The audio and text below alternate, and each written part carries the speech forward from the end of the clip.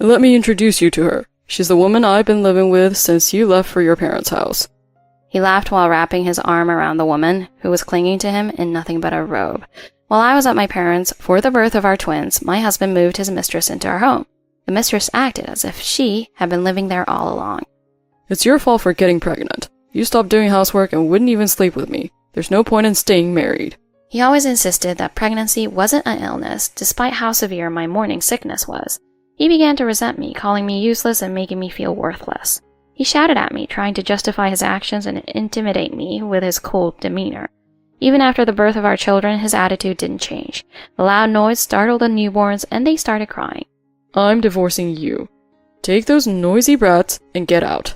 Holding my children close, I prepared to leave, feeling helpless.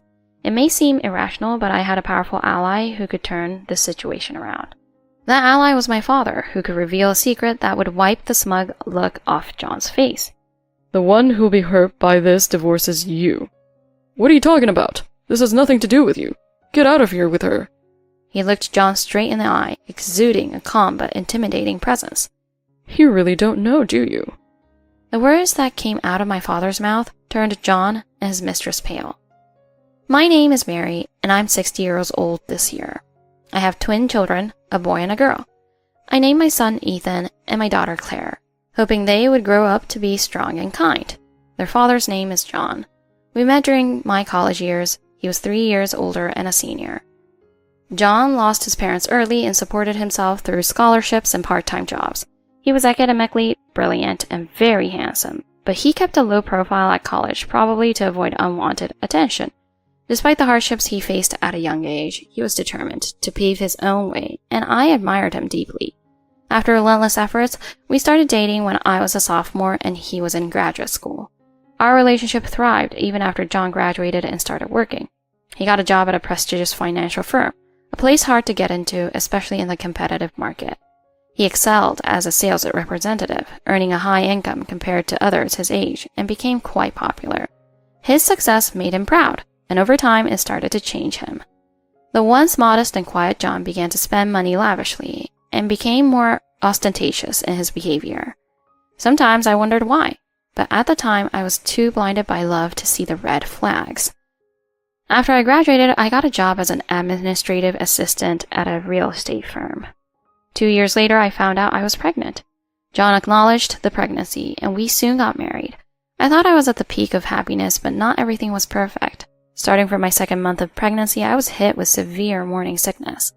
It was so bad that I could barely get out of bed, and I ended up missing a lot of work. Back then, there weren't as many maternity leave options, and many women left their jobs after getting married or pregnant. Not wanting to burden my company further, I decided to quit and focus on protecting my baby. But John didn't seem pleased with my decision. He would come home from work, see me lying in bed, and sigh.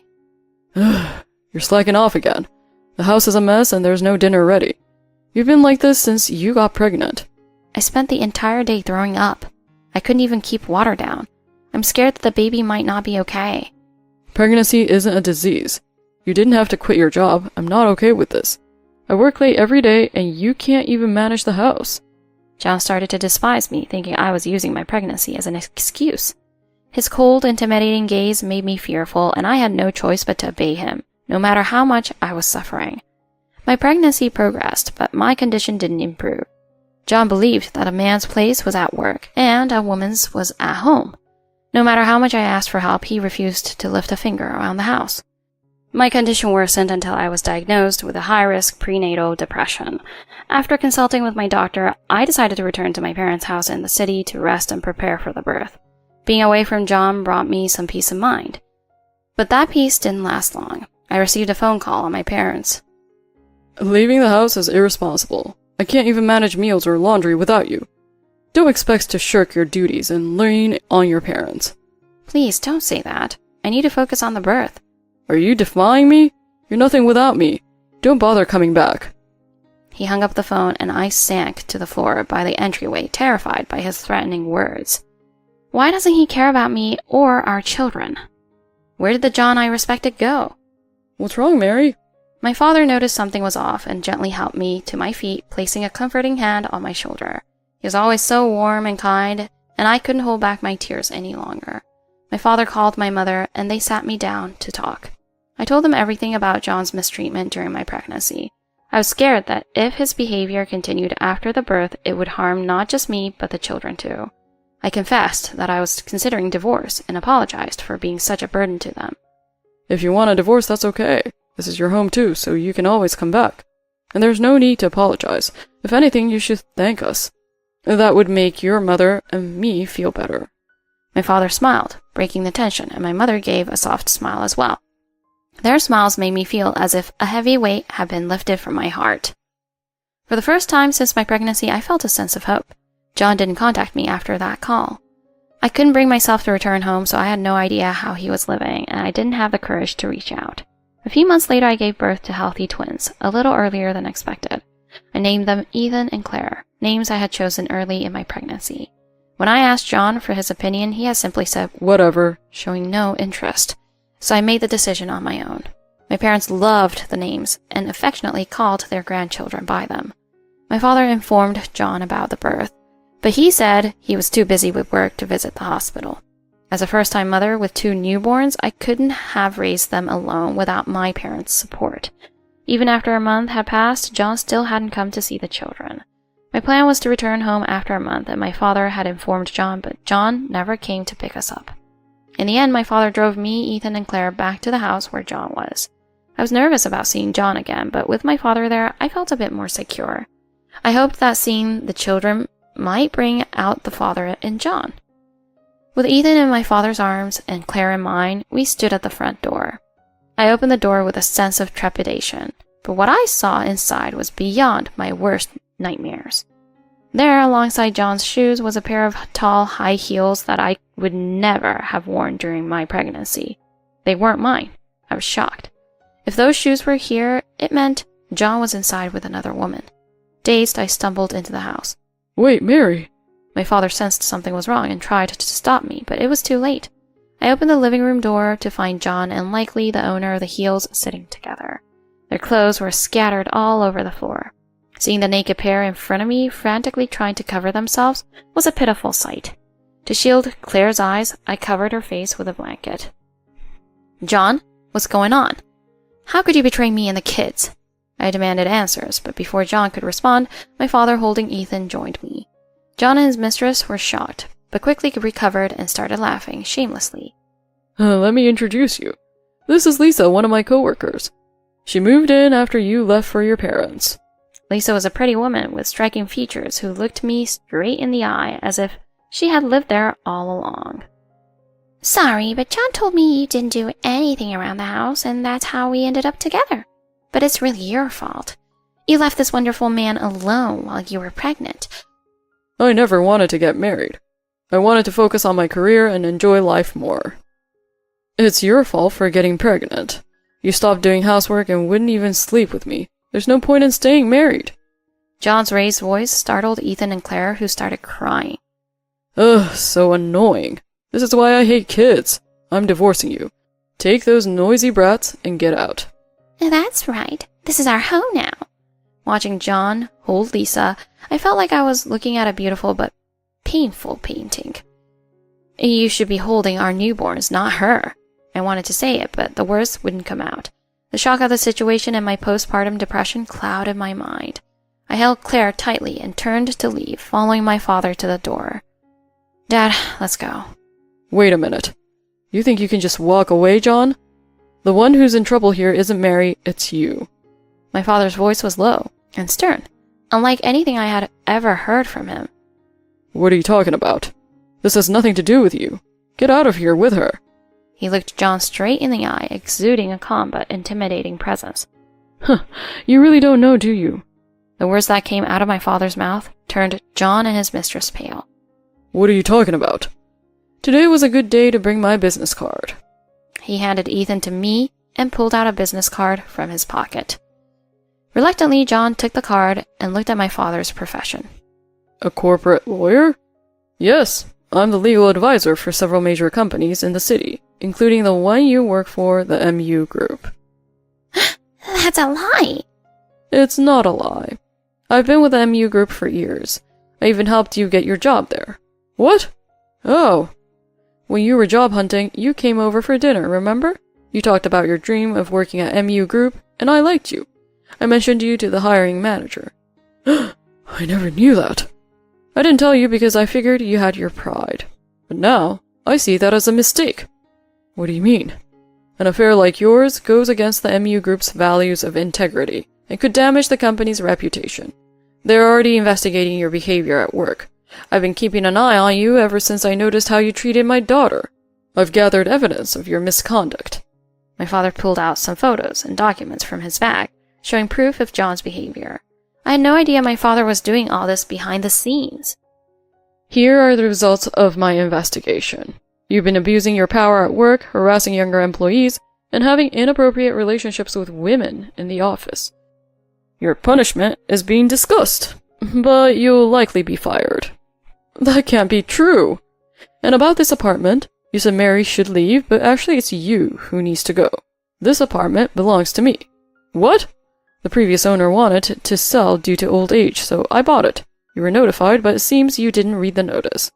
I don't want to get too harsh, but if you continue to disrespect my daughter and claim this place, I'll have you evicted.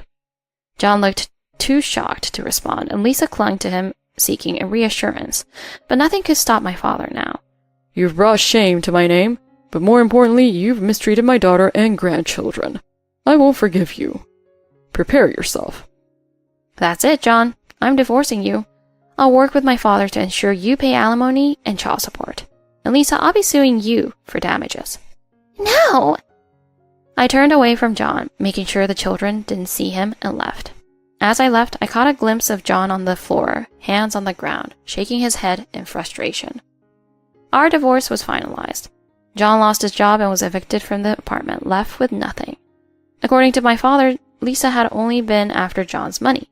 After he lost everything, she disappeared. The alimony was paid, but it came from Lisa's parents, who were furious with their daughter and disowned her. Lisa was fired from her job, and in desperation, she started working at a nightclub. After the divorce, I stayed at my parents' house with the twins. I considered living independently, but my parents insisted on staying together to help raise the kids. Watching Ethan and Claire sleep peacefully, I thanked my father. Dad, thank you for everything you did back then. It's all right, Mary. I'm just glad I could protect you. That's what made me feel good. You'll understand one day. At that time, I didn't fully grasp what he meant by that. My children, following my father's teachings, grew up understanding the importance of gratitude. Nearly 20 years have passed since then, and my father passed away 2 years ago. He was diagnosed with cancer, but by the time it was found, it was too late. He lived his last days with a smile on his face. Throughout the funeral, I silently thanked him for everything. Around the same time, John stopped paying child support, even though he promised to continue until the kids graduated from college. The payments dwindled until they stopped completely. It was as if he had waited for my father to die before disappearing again. With my elderly mother needing care, I didn't have time to look for John, so I gave up on finding him.